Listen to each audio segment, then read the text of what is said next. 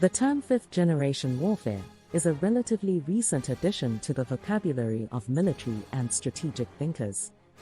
Unlike previous generations of warfare, fifth-generation warfare relies heavily on non-traditional tactics, psychological manipulation, and a subtle approach. It does not involve traditional armed confrontations between states, but rather focuses on achieving political, economic, and social objectives through a blend of covert activities.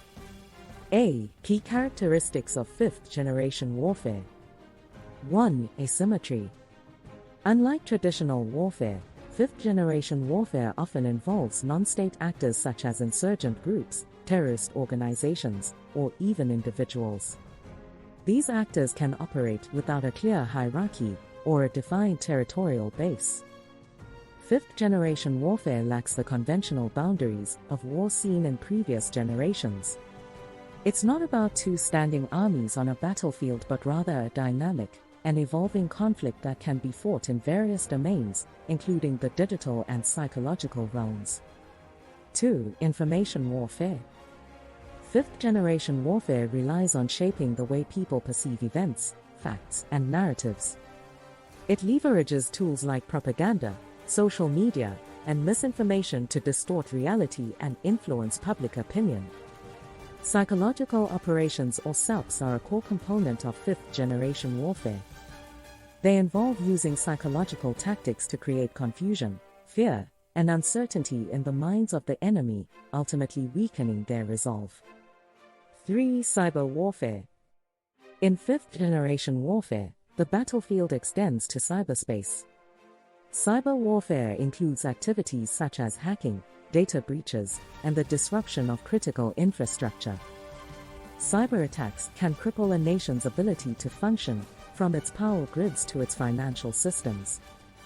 Fifth-generation warfare actors often employ a combination of state-sponsored and anonymous hackers, making attribution complex.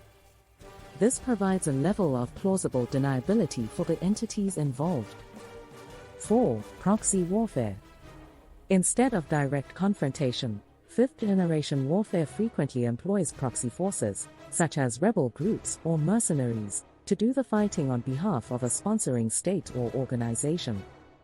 The use of proxy forces can make it challenging to determine who is truly responsible for the actions taken, adding layers of complexity to attribution and accountability. 5. Subversion and infiltration.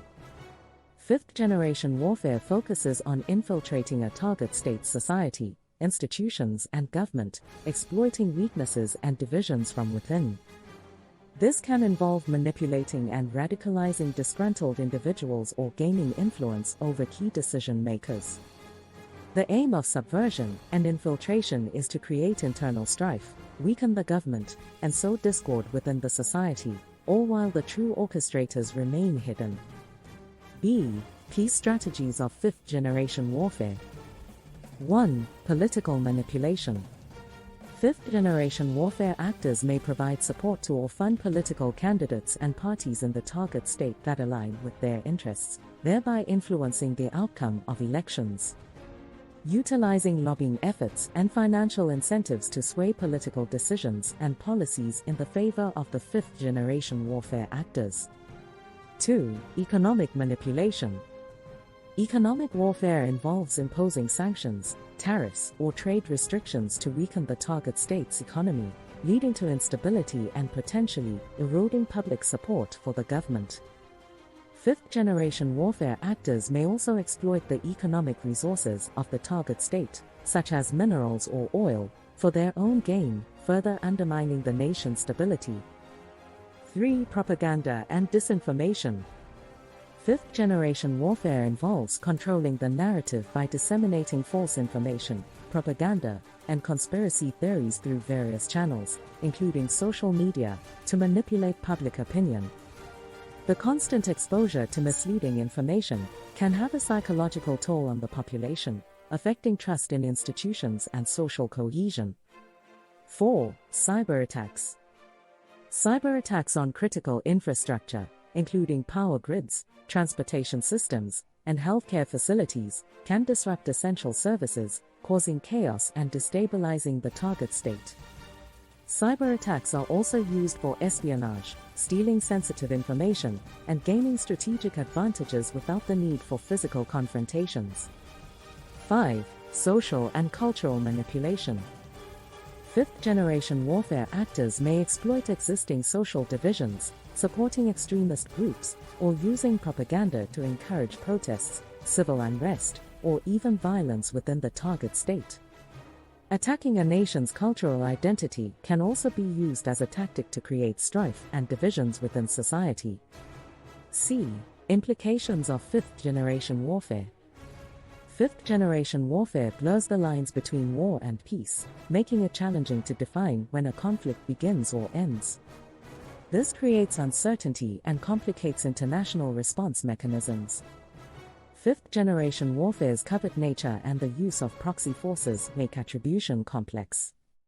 Identifying responsible parties and holding them accountable can be a daunting task. Targeted states often see their sovereignty eroded as they face internal strife and external manipulation. This weakens their ability to govern effectively. Constant exposure to misinformation and psychological manipulation takes a severe toll on public trust, mental health, and societal stability. Governments and institutions must adapt to the realities of fifth-generation warfare by improving their cybersecurity, enhancing media literacy efforts, and bolstering their intelligence capabilities to counter these threats effectively. D. Conclusion. Fifth-generation warfare represents a complex, asymmetric, and highly adaptable form of conflict that operates beyond traditional battlefields and formal declarations of war.